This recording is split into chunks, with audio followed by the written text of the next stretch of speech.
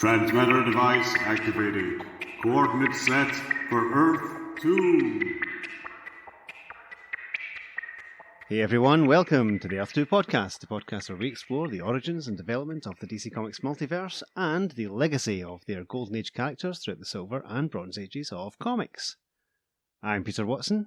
And I'm David Steele. Welcome back. Thank you for joining us for what is our final regularly scheduled episode of 2021. Yes. It's a very good year, hasn't it? Oh, absolutely, yes. It feels like only 2 minutes ago we were recording Supergirl of Two Worlds via remote recording and sweating it all out and all that sort of stuff. So it's gone very quickly, but you know, it's been a very satisfying year. We managed to keep on top of things and all that. And, Indeed. And everything. So listeners, to round out this year, we're doing another one of our occasional flashback episodes. We're flashing back to July 1964, which isn't too far away, it's really long ago as the crow flies. It's a story that's published slap bang in the middle of the 1964 JLA JSA team-up, published, I think, 2 weeks before the publication of JLA issue 30. So there you go, just to give you an idea in the cosmic scheme of things, where this would have been if we'd spotted it earlier or decided to do it earlier or whatever. So we're doing a story from issue 68 of House of Secrets, which was published on the 9th of July 1964. And the story we're doing is entitled Eclipso's Deadly Doubles. And that straight away tells you we're doing an Eclipso story. Indeed, yes. So Eclipso, who first appeared in issue 61 of House of Secrets, which was published in May 63. Eclipso's been on the radar a bit recently. It certainly has. Been the big bad, very effectively used in Series 2 of Stargirl, which Pete and I both really enjoyed. Indeed, just finished it the other day, yeah. Great stuff. The last 5 minutes of episode 11 honestly wiped me out, and I was punching the air during the final episode at points. It's so good. You know, as a dedicated and lifelong and committed Justice Society fan, there was so much stuff in it that was just absolutely amazing. So, listeners, if you haven't been watching Stargirl, you really should. Yeah, strong recommend, because we probably will talk about an issue of Stars and Stripes at one point, not too far away from where we are at the moment. Yeah. So yes, Eclipso. When did you first encounter Eclipso, Pete? I think it was in the early 80s when he turned up in a couple of issues of Green Lantern. I don't remember much of the story, I haven't read it in a long time, but yeah, he was in, I think it was a 2-parter. Yeah. Around about then. What about yourself? I think it was during my kind of early period of becoming a dedicated DC fan. I think it was during the summer of 1992 when Eclipso, The Darkness Within was the themed link between that year's summer DC annuals. I think most of the ones that I got, I picked up after the event. You know, in one couple of cases, a long time after the event. But I remember, you know, seeing the promotional comic with the free plastic diamond on the cover and all that sort of stuff. And by the time I had picked up most of the annuals, I was reading and really enjoying the Eclipso ongoing that spun out of it, which I think just finished just shy of 20 issues. And of course, he was briefly mentioned in the Spectre run about the same time. And so early 90s, really, he's a very interesting character. Now, Peace is going to give us a bit of background on Eclipso now, aren't you? Yes, this is from his Who's Who entry, his original Who's Who entry. And it says, while on the island of Diablo in the South Pacific to film a solar eclipse, Dr. Bruce Gordon was confronted by a local seer named Mofir, who attempted to kill Gordon for defying local customs. Lunging at Gordon with dagger upraised, Mofir managed only to cut Gordon with the strange black diamond clutched in his other hand before the sheer momentum of Mofir's charge carried him over a cliff to his doom. Oh no! Grateful to be free of Mofir's tyranny, the island's natives gave Gordon Mofir's costume and black diamond. Months later, as Gordon was about to dedicate Solar City, the crowning achievement of his career, a second solar eclipse occurred in the South Pacific, and Gordon found himself transformed into someone else, a being of awesome power and awesome evil, who called himself Eclipso. Wielding the Black Diamond as a weapon, Eclipso destroyed Solar City before a blinding burst of light transformed him back into Bruce Gordon. Recovering from his shock, Gordon deduced that his body, cut by the mysterious Black Diamond, had somehow been affected by the emanations from the first solar eclipse, and that the second eclipse had triggered his transformation. For the next several months, Gordon found that any eclipse, real or artificial, would change him into Eclipso, who would wreak all sorts of havoc that Gordon would later have to repair. Ultimately, Gordon developed an ultraviolet ray gun that he hoped would turn Eclipso from evil to good, but instead it somehow affected Gordon's body, splitting him and Eclipso into 2 separate beings. Gosh. Now able to confront his evil alter ego, Gordon became Eclipso's most relentless foe, thwarting the fiend repeatedly until he could use a blinding flash of light to return Eclipso to his body. and then it goes into some events that happen after the story, so I won't Right. discuss that. Okay. I want to go over his powers a wee bit, because they're Yes. listed here as well. It says under powers and weapons, he is a superhumanly powerful and savage hand-to-hand combatant. Eclipso's greatest weapon is his black diamond, actually some sort of alien meteorite. Held to his eclipsed eye, it fires a frigid beam of impenetrable black light. Held to his uneclipsed eye, it projects a beam of destructive laser-like light. While any sort of eclipse, lunar, solar, etc., can free Eclipso from Bruce Gordon's body, only a burst of bright light will return him to Gordon's body. For a time, the artificial eclipse would only change Gordon into Eclipso, not separate the two, but that seems no longer applicable. And I have to say, in the Who's Who entry, the image of Eclipso is done by Dave Gibbons, and it looks phenomenal. He was probably drawn Green Lantern about that time. He pops up there, wasn't he? Probably, yeah. Yes, Eclipso. So you're probably wondering, listeners, why we're doing an Eclipso story. Well, obviously the story will play out and you'll get an idea why. We do also have a plan for another character who regularly appeared in House of Secrets called Mark Merlin. We've had a Mark Merlin episode on the schedule as a flashback for ages. Yes. We keep bumping it back and and it will happen. It will happen. It'll probably be the next flashback one that we do, actually. Interestingly, the cover to House of Secrets 68 is a Mark Merlin cover. Yes. Because he was the co-star of House of Secrets at this time. So there's no Eclipso cover to tell you about. I mean, what we could tell you is that Mark Merlin looks as if he's been turned to Reed Richards and wound round a big memorial pillar somewhere. In fact, hang on. You've been immobilised into an elongated freak, Mark Merlin. Let the world see the powers of Dr. Seven and his supernatural ally. And there's a big green monster standing next to this man who looks very devilish. Dr. Seven? Dr. Seven. That's great. That's a great... He could team up with Dr. Fate. Yes. And the MF Enterprises Dr. Fate. And Dr. Occult. And Dr. Midnight. And they could call themselves the Five Doctors. They could indeed. Amazing. They would have one adventure in November 1983. Anyway, yeah, you'll probably see the cover on the socials as usual, because that's what we do. But yeah, this Eclipso's not really on that, apart from a little floating head and a caption box that says, another thriller featuring Eclipso, hero and villain in one man. I mean, that's an interesting aspect. Of course, it's very much a play in the Jekyll and Hyde sort of thing, isn't it? Yes, very much so. That Bruce and Eclipso are inhabiting the same body. So as I say, issue 68 of House of Secrets, published on the 9th of July, 1964. And we'll dive straight in. You can strap yourself in, folks, because this is another Bob Haney story, so anything can happen. You're joking. Yes. Haney already, blimey. And it's Jack Sparling on art, so yes. Artwork's gorgeous, it has to be said. Very, very moody. Yeah, so we have an opening splash panel and a little text box that says, At last, Bruce Gordon's long desperate battle to rid himself of Eclipso, his evil other self, is won. The young scientist banishes the Master of Darkness forever, only to open another door in the universe of wickedness, through which pours a threat greater than Bruce has ever known. Eclipso's Deadly Doubles! This opening splash panel shows Bruce Gordon, who it must be said looks very disco in this story. Yes. He's wearing a white suit jacket and a black shirt. Open at the neck as well. Yeah, it's almost like he's fallen back in time 15 years. In this sort of laboratory, there's equipment surrounding him. He's being spoken to by another character we'll meet called Professor Bennett. And behind the two lads, as Professor Bennett gestures, we can see no less than 9 different Eclipsos. Gosh. Some of them more distinct than others. And Professor Bennett, with his pipe in his mouth, has his hand on Bruce's shoulder, and he's saying, Great stars! A whole army of Eclipsos coming from nowhere! Gosh. So there we have it. How he can speak with his pipe in his mouth, I'm not too sure. Years and years of practice. I suppose. So you learn that as a 1950s scientist who then grows up to be a 1960s scientific mentor. Yes. The feeling I had reading this issue, listeners, in preparation, was that, as I said to Peter just before we started recording, it reminded me of a Whose Line Is It Anyway sketch where they kind of take the mickey out of 1950s science fiction B movies. Pretty much. Think of that, as, if you will, as the key phrase from the tone meeting, if you like. So we're just going to dive straight in. The story begins properly. Panel 1 of page 2.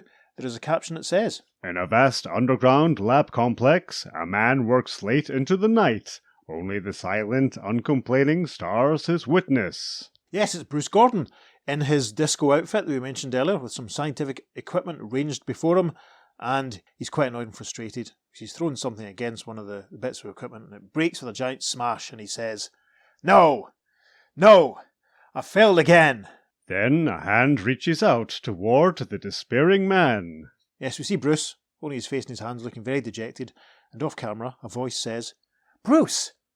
Oh, Bruce, my darling, it doesn't matter! All that truly matters is us, together.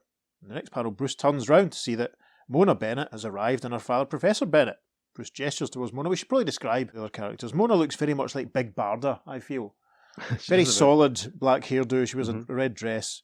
Very voluptuous, pouting lady. Not quite as tall, though. Yeah. And her father, in the first panel we see him here, reminds me very much of the late English character actor Kenneth Connor, who appeared in quite a lot of Carry On films. And I have to say, if I was doing Professor Bennett's voice, I would probably be channeling Kenneth Connor just for a laugh. He doesn't look quite so much like him in other panels, but just in this one he does. That one he does, kind of slicked back, thinning, greying hair, he has a moustache, wears a brown suit and a pipe. Anyway, Bruce has turned around to see Mona standing next to him, trying to offer him some reassurance. And Bruce is saying, Mona, Professor Bennett, I can't get it right. I've failed to get the reflector prisms aligned now 12 times. Professor Bennett says, Mona's right, Bruce. It doesn't matter. But it does matter. The last time Eclipso appeared, he split off from my body for the first time. It gave me a feeling of freeing myself from him for good. And Bruce gestures to a very helpful drawing of Eclipso that's pinned up on the wall. The next panel shows Mona looking as if she's heard this 1,000 times and she's fed up with it, and Bruce has a clipboard and he's talking to Professor, and Bruce is saying, Look here. My experiments with photographic plates exposed during eclipses led me to deduce that at the exact instant of total eclipse, a certain combination of prisms and stroboscope could be used to bend light rays and reduce their speed slightly. We arrive at the top of page 3. Bruce is operating some equipment and explaining to the others. If my formula is correct, it could possibly open a door into another dimension. A dimension we could exile Eclipso into and lose him forever. Professor Bennett looks at the clipboard and remarks, Yes, it might work, Bruce. It must. When the next change comes, you've got to try the apparatus on him, if I can ever perfect it. Again, Bruce sets to work on the delicate, complicated apparatus, and... Delighted Bruce exclaims, Success! I've got it, Professor! Now let Eclipso show his evil face just once more! Good work, Bruce. There's a total solar eclipse due in about 10 days. We'll try it then. Slow fade, caption for the next panel. Relaxing from his arduous work, Bruce goes with Mona and Professor Bennett to a scientific exposition. Yes, the big helpful, handy sign on the wall which says Astronomy Pavilion, Programme Now Going On. So that's where they are, that's what's happening. The Professor is standing looking at something on his own, and Mona has her arm in Bruce's and she's saying, This is fascinating, darling.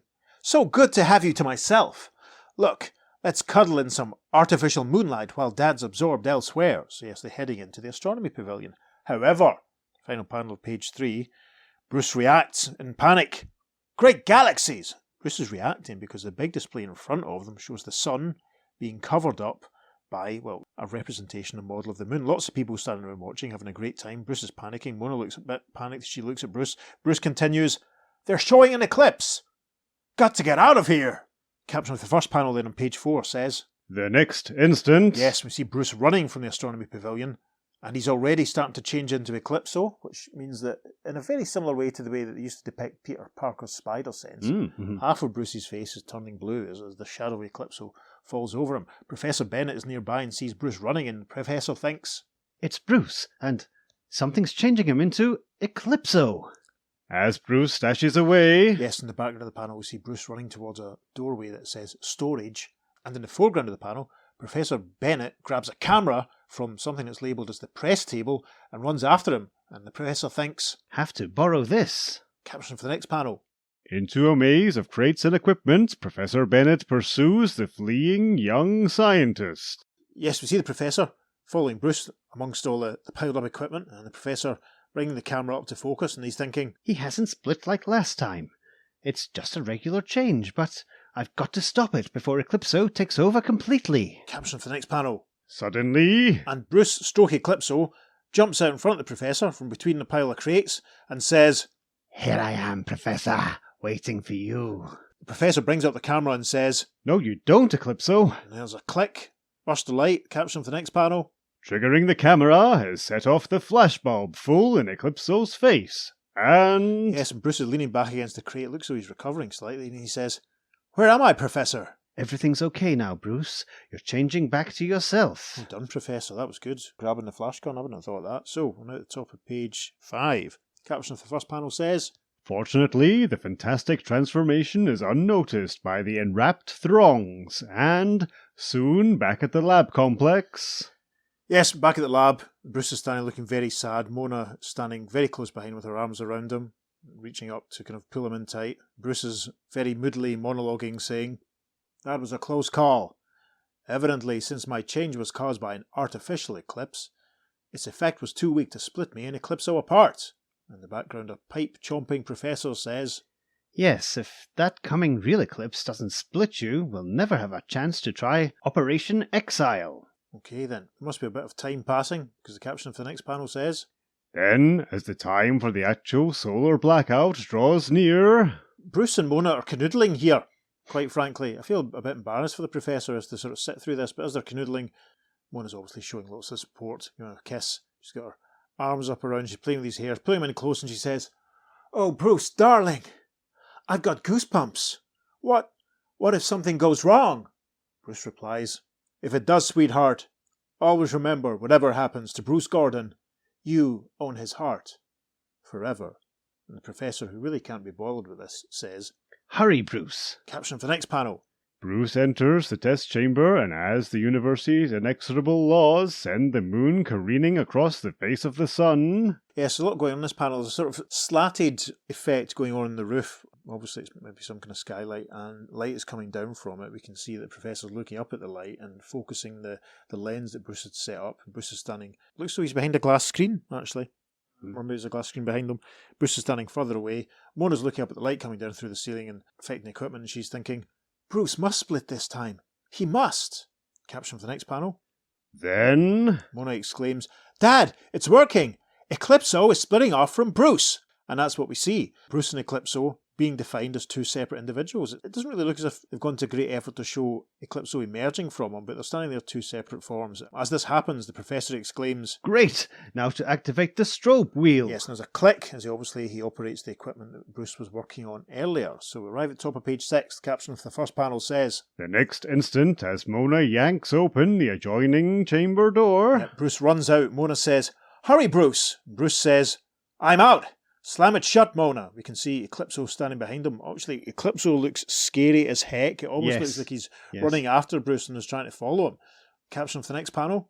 The door clicks shut, and... We see Eclipso standing inside this chamber, and from outside, Bruce says, "So far, so good." He's quoting the Magnificent Seven there, kids.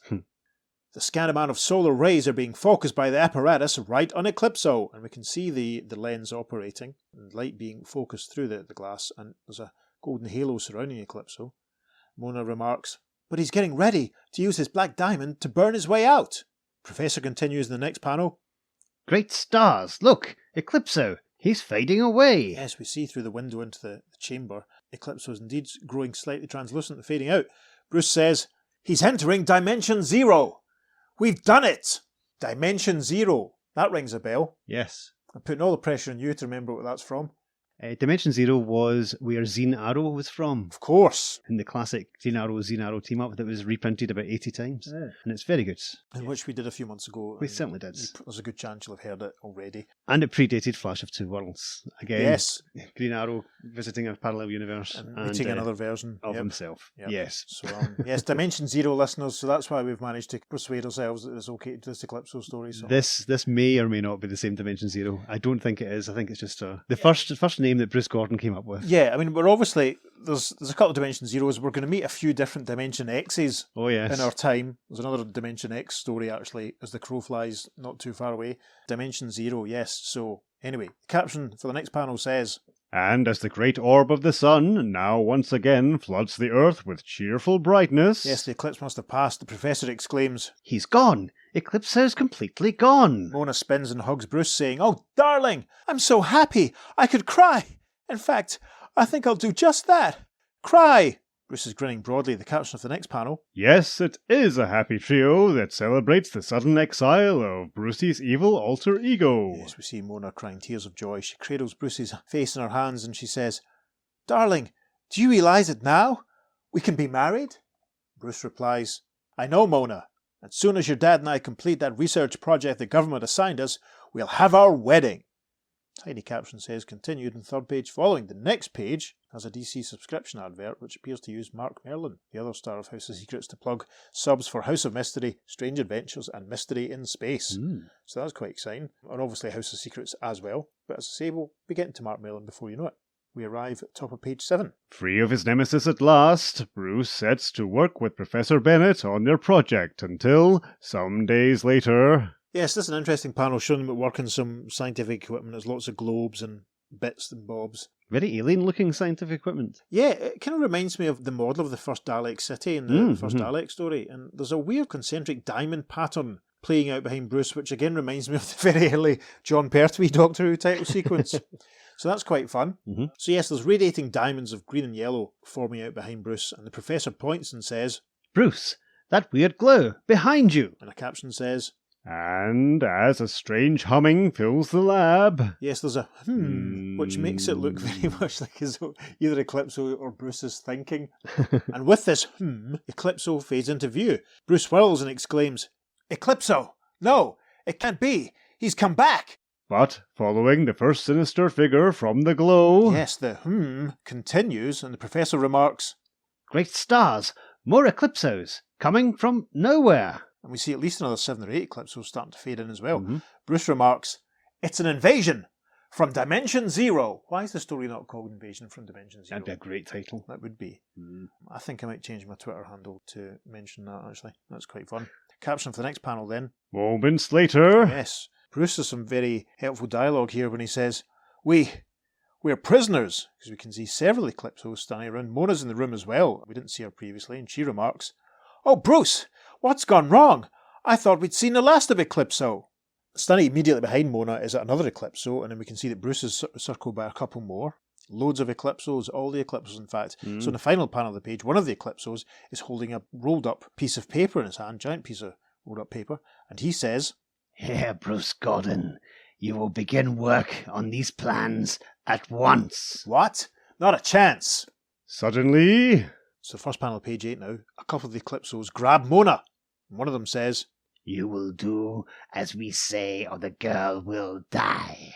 Bruce moves forward, but he's restrained by the Professor. The Professor says, "No, Bruce, you can't fight them all. We must follow their orders." Okay. With Mona a hostage, Bruce and the Professor are forced to begin work on the mysterious plans. Yes, Bruce has unrolled the big piece of paper, unrolled the blueprints, whatever. We can see there's diagrams and stuff drawn on it. Mona's in the background, almost like she's been shepherded away by a couple of the Eclipsos. We can still see a couple of other Eclipsos standing very close to Bruce and the Professor. Bruce is looking at the plans, and he's saying, "We're helpless. Somehow they broke through from Dimension Zero and are bent on constructing these plans in a hurry." Shiftily, the Professor looks over his shoulder at the Eclipsos and says, But which one's Eclipso himself?" "My guess is none of them. If Eclipso were here himself, he wouldn't need us to build this project. After all, he has my brains and know-how." "Then Eclipso himself is still back in Dimension Zero." "Right. And these duplicates are probably mental energy forms he was able to create, which had the power to cross the dimensional barrier and perform a deadly mission." "Mission?" "Yes. Evidently, Eclipso can't cross the dimensional barrier on his own. And from these plans, what we're building is a transmission device to do just that." "Good heavens! Then we're helping him return and can't do a thing to stop it."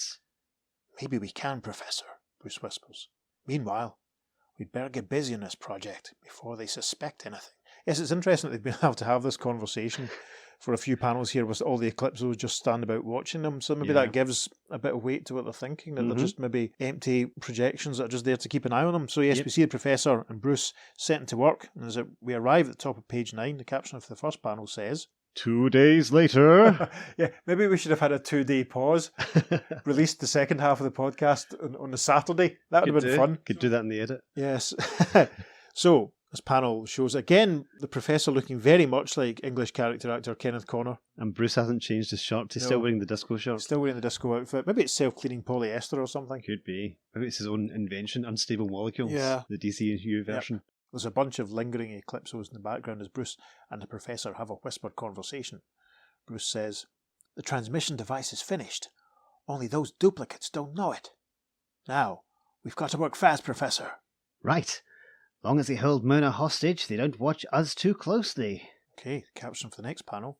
Inside the adjoining lab chamber. Yep, Bruce and the Professor have snuck off. Professor's saying, "But you're taking a terrible chance, Bruce, using the door to Dimension Zero again." "I have to, or Eclipso will return. And with those duplicates, it will be 100 times more dangerous. Hurry!" So yes, in front of them on the table is the equipment they were using at the start to project Eclipso into Dimension Zero. The caption for panel 3 of this page says, Quickly, Bruce positions himself at the target end of the device. Yep, Bruce has snuck into the other room. We see the Professor firing up the strobe wheel, and he says, "Ready, Bruce? I'm inducing an artificial eclipse with the shutters across the skylight." "Let it rip, Professor!" cries Bruce from inside the room, and we can see that the slanted skylight was evident in panel 2, so that's obviously what's working. The caption for panel 4 says, Then, as the eclipse sunlight is focused through the refracting apparatus and stroboscopic wheel on Bruce's body. Yes, we see Bruce being struck by a burst of energy through the window. The Professor's voice comes, exclaiming, "It's working! Bruce is fading into Dimension Zero." "Fantastic!" Caption for the next panel. Through myriad planes of space and time, the young scientist hurtles into the unknown. Yes, we see Bruce floating through a sort of purple void. It's a very Spectre-esque panel, isn't it? Yeah, huh? Lots of floating globes and discs. I don't think it's the same Dimension Zero that we saw earlier on. Definitely not, no. As he floats, Bruce exclaims, I'm here! I made it! So, top of page 10. Caption for the first panel says, Across the weird landscape, Bruce searches. Yes, now it looks as though he's on ground because there's the hint of a shape of a sort of rocky outcrop, and it does seem like he's walking in the next panel. So all these little globes are floating around, multicoloured globes, little green and red and orange bubbles almost. And Bruce is saying, "Must find him. Must find Eclipso." Then... Some helpful see what you see thought bubble from Bruce in the next panel here as he thinks, "Eclipso, standing in that burned out circle. Must be the transmission target spot. He's waiting to be whisked back into our own dimension."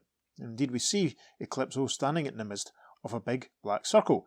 Eclipso whirls around, spots Bruce and says, "Bruce Gordon, so you followed me." Bruce thinks in the next panel, "Got to get close enough to hit him with this light grenade to return into my body before the Professor activates the transmitter and yanks whoever's on that spot back across the dimension barrier."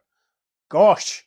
That's quite a thought to have in the heat of the moment, isn't it? You can see that Bruce is holding something in his hand here. It looks like a tennis ball, actually, quite frankly. Yes. Eclipso, however, has raised his black diamond to his left eye and exclaims, "Fool, you haven't a chance." Caption for the next panel. But as Bruce charges his other self... Yeah, there's a sort of tazzyong sound effect coming from the black diamond Eclipso has raised up to his face. And it almost looks as though Bruce is being struck by a cloud of dust and falls back, thinking, "He's driving me back with energy bolts from his black diamond." Again, Bruce tries to get into range of his malevolent alter ego. And again... Yeah, we see Bruce reacting here. Lots of little bubbles floating past him, and he thinks, "He's keeping me back with near misses, because if he kills me, he dies too. But if I don't get to him in time, he'll go back across the dimension barrier, and I'll be marooned here forever."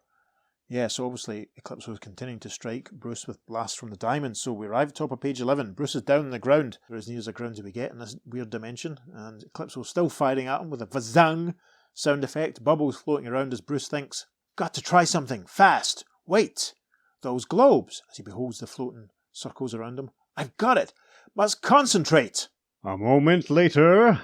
Suddenly, we're almost at Eclipso's point of view as he reacts and sees no less than 6 Bruce Gordons suddenly floating around in front of him. And Eclipso is thinking, "What?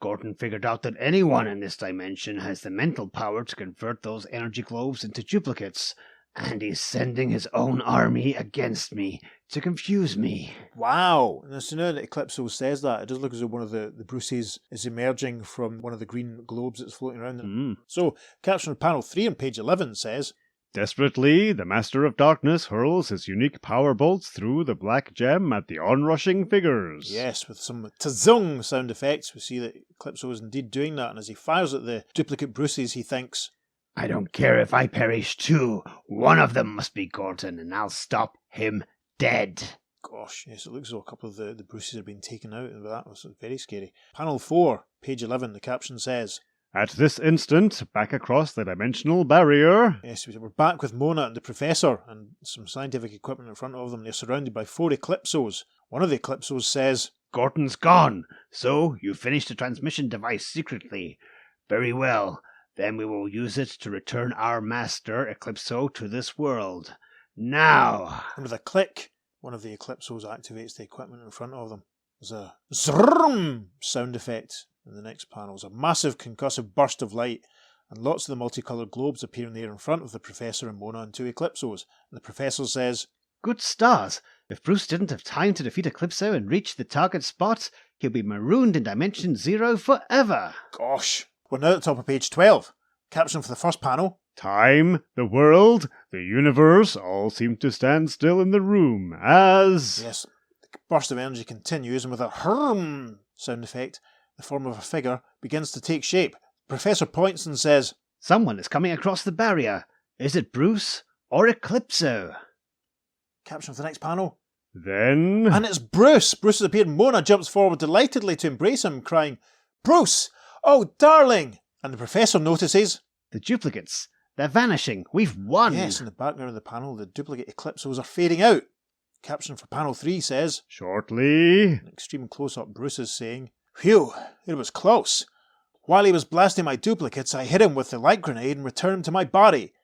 Then I hurled myself on a target spot, evidently just in time. Yes, and Eclipso's defeat ended the existence of those deadly duplicates. And a slow fade. We're standing outside their laboratory with the Professor and Bruce, and a very busty Mona, it must be said. They're watching the sunset, and the Professor says, Well, Bruce, we stopped the greatest threat Eclipso ever tossed at us, but we're right back where we started. Yes, Bruce leans into Mona and says, I know. We're still not rid of him. Perhaps we never will be. All we can do is keep hoping and fighting. And we're bereft of a little caption box that really should say, The end. Yeah. So, invasion from Dimension Zero of the deadly duplicates. That was really fun. Yeah, it was all right. Yeah. It was quite exciting, actually. Mm-hmm. It flew past Mm-hmm. in only 12 pages, but it felt like it could have been even less. Yeah. It's like that joke in the Ruttles. They recorded, their first album in a lunchtime. Their second one took even longer, something like that. That flew by. Did not outstay its welcome by any stretch, and it certainly makes me want to read some more Eclipsos. I can't lie. I'll be honest, if my weakness was I turned into an evil being every time I saw an eclipse, the last place I'd go to would be a planetarium. Yes. Just in the off chance. Just in the off chance that there was because that's one of the things. The fact that it's artificial eclipses can trigger it as well is fascinating. Basically, if you had a lamp and someone held up a tennis ball in front of the lamp, would that trigger him and he'd become Eclipso? There's only one way to find out. Let's try it. That was fine. I don't really have too much to say. It's another dimension. Yeah. We've done a few more of these other dimension stories, listeners, obviously, because there's not been too much in the way of Golden Age multiverse action recently. Yeah. There's not too many more of them, really, but we've done a few. I think it's worth doing because it lets us talk about some characters that we might not otherwise have talked about. And Eclipso will pop up again. We'll see him briefly in Crisis, if not elsewhere. That was really interesting. I liked the fact that Bruce is very good at thinking on his feet and working out. I liked how we weren't privy to his thought process as he worked out what was going on.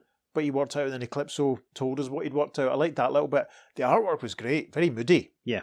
And certainly I think Bruce Gordon especially looks very much like Robert Redford, an older Robert Redford actually. Aye, he's got fair. to him. Yeah. God, that's, Robert Redford and Kenneth Connor.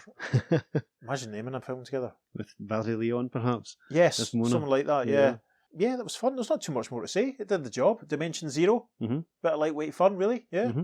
I think it's safe to say it probably wasn't the same Dimension Zero that we saw in the Green Arrow story. Just a coincidence. There we are. Just like the Earth X from the Jimmy Olsen story that was only called Earth X on the cover. Yes. Isn't the same Earth X we're going to be seeing when it comes up later on. Yes. Yeah. So, that would be a real stretch to make that the same. I think so. I do like these other dimensions. It probably qualifies as multiversal. I mean, especially, the Superboy one we did. It was a very Earth-like planet that we saw in that one.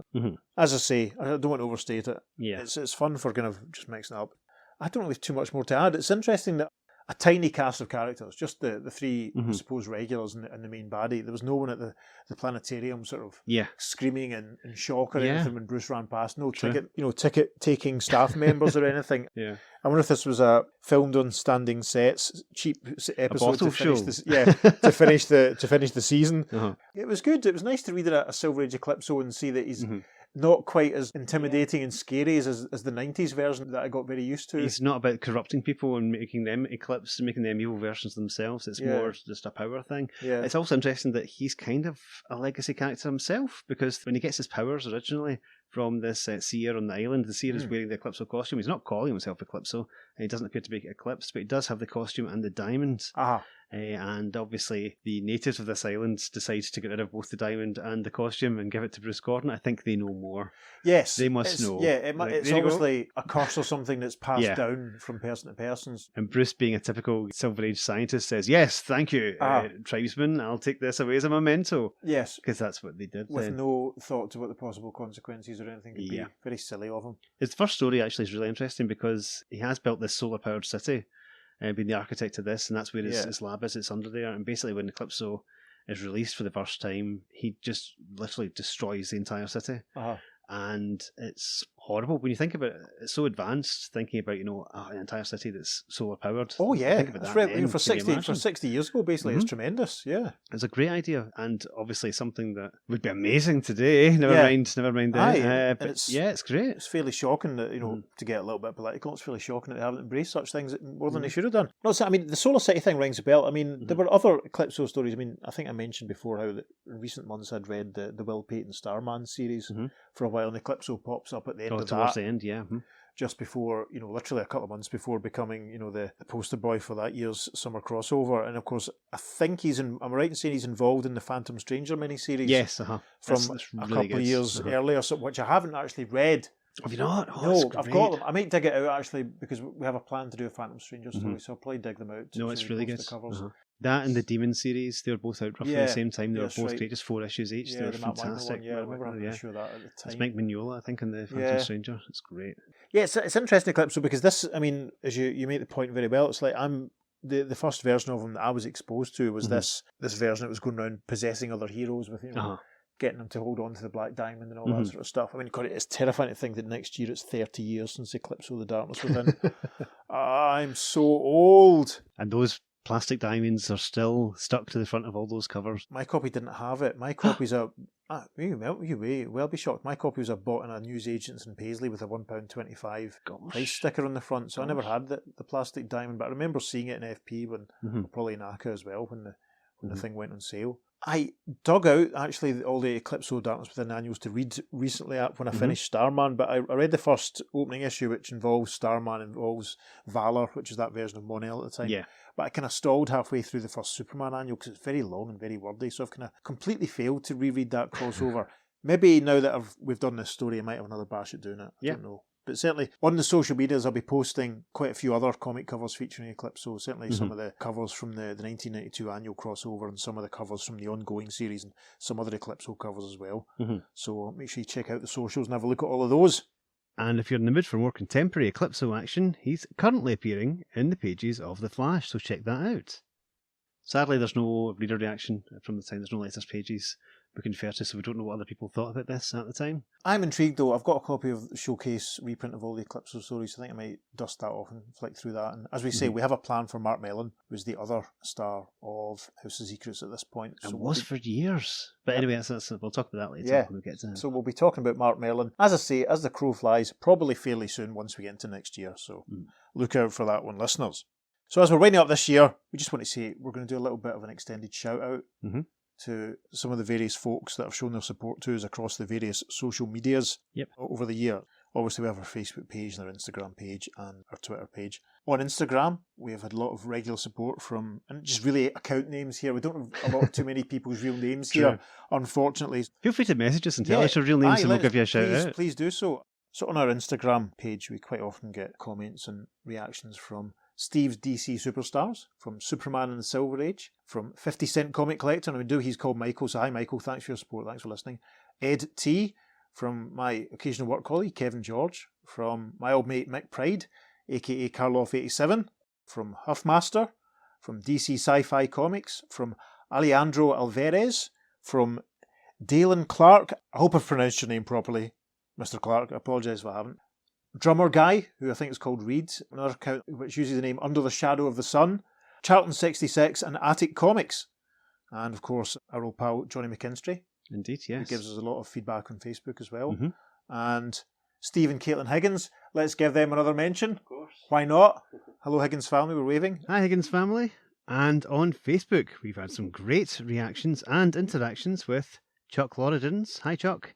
Vicky Panton, Robert A. George, Michael Best, Mark Tenspere, Jeremy Rockler, Jonathan Ray, Paul Stevenson, Stuart Burns, Matt Smith, not that Matt Smith, Lucky Jackson, Johnny Brown, Griffin Tucker, and more recently Martin Gray's been getting in touch to give us feedback. So thank you, Martin. And we've also had some great feedback in person from Alec Bretner and Colin Murphy and Debbie Murphy. So thanks for listening, folks. Yep. And big list of folk who regularly give us retweets and likes and what have you on Twitter. So there's Jim Imbruglia, who ages ago told us that the tarantula was one of the baddies in the Plastic Man cartoon. So thanks for that, Jim. Dave's Comic Heroes blog.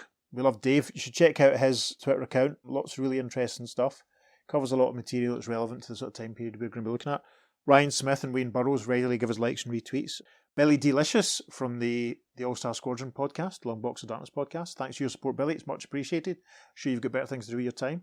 I'm hoping that I'm getting everyone's pronunciations right. There's John Enlows, there's Michael Shue, Keith Baker, Steve4132. I'm not sure about the other 4,000 odd Steves. Dr. Pop Culture. Our good friends, Max and Rich, from the Weird Warriors podcast. Indeed, yes. They always make a point of giving us a dedicated tweet, so thanks for that, guys. We're enjoying your podcast enormously. And you should definitely check it out, folks. Unconditional recommend.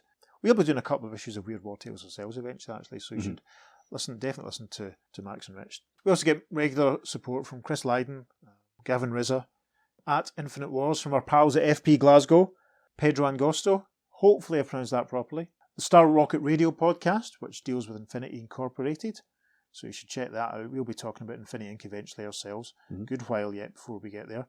Claudette Renault, hopefully I've pronounced your name properly, Claudette, gives us a lot of retweets. And my old pal from the MySpace days, Chuck Brulate, sorry, I meant Chuck, I do apologise. You should check out Chuck's Twitter account because he does these amazing collages of images from comic covers that tie into what's going on in comics. He's a genius, quite frankly. And we should also give a special shout out to DC Multiverse historian. We don't know his real name, sadly, but he... true. Yeah, regularly engages with us on Twitter, lots of fan theories, and he's got a really interesting blog as well. His Twitter handle is at Earth1, it's number 1, Earth2, number 2, DC. No hyphens or punctuation. So have a look at his page and have a look at his Earth-1-Earth-2.blogspot.com for some very interesting extrapolation about the links between all the different DC characters on the different Earths. He obviously puts a lot of time and a lot of thought into it. It's a very, very interesting, very stimulating theories and suggestions about how everything ties together. So you should definitely check him out. And as I said already, check out the Weird Warriors podcast and check out Dave's Heroes comic blog and check out the All-Star Squadron podcast, World on Fire, because they're all doing great work on stuff that we'll also be covering ourselves to an extent, and hopefully we won't go too much over the same ground when we get there. But just generally, thanks to everyone who's supported us this year. Our listening sort of download figures have gone from strength to strength. We've had a really good year. Indeed. It doesn't feel like we're shouting into the void. Very much so, yes. It feels like we have some regular support. So from both of us, it's really, really appreciated. And apologies to anyone we haven't mentioned, but if you're interested in getting a shout out in the show, then please get in touch. We'd love to hear from you. You can email us. We're at the earth2podcast@gmail.com. We've just gone through the social media, but if you want to find us, so you can contact us on Instagram and Facebook, we're at the Earth2 Podcast, and on Twitter, we're at podcast_Earth2. And it's the number 2 for all our social media. And of course, this episode and all our other episodes are on our own website, which is the earth2podcast.com. And as I said earlier on, check out our Instagram and Facebook pages the next week or so for some extra bonus Eclipso content. Yep. We're taking a break after this episode for a couple of weeks because it's the holiday season. Indeed. But we'll see you back again in early January with Green Lantern issue 61. Yes. So Peter and I will take this opportunity to wish everyone a Merry Christmas. Indeed, and a Happy New Year. All the best for 2022 when it comes, and thank you for your support this year. Indeed. On that note, I've been Peter. And I've been David, and we'll see you next time on the Earth2 Podcast. Transmatter Cube activated. Return coordinates set for Earth Prime. Into a maze of crates and equipment, Professor Bennett pursues. Sorry. Right. I thought that's not right, okay.